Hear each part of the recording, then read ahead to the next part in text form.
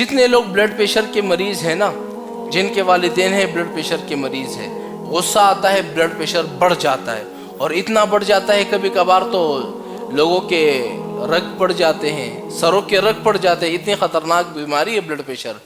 جب کسی کا بلڈ پریشر بڑھ جاتا ہے نا، اس کو اتنا غصہ آتا ہے کہ سامنے والے کو مار دیا جائے، یعنی اتنی خطرناک بیماری ہے۔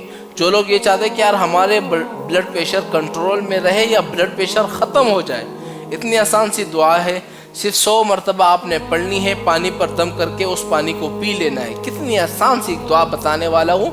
اگر آپ چاہتے ہیں کہ یار ہمارا بلڈ پریشر ہمیشہ کے لیے ختم ہو جائے، ہم گولیوں سے ختم ہو رہے ہیں دن بدن، گولیاں کھانا چھوڑ دیں گے، ایسا میں آپ کو وظیفہ بتاؤں گا، ایسی دعا بتلاؤں گا۔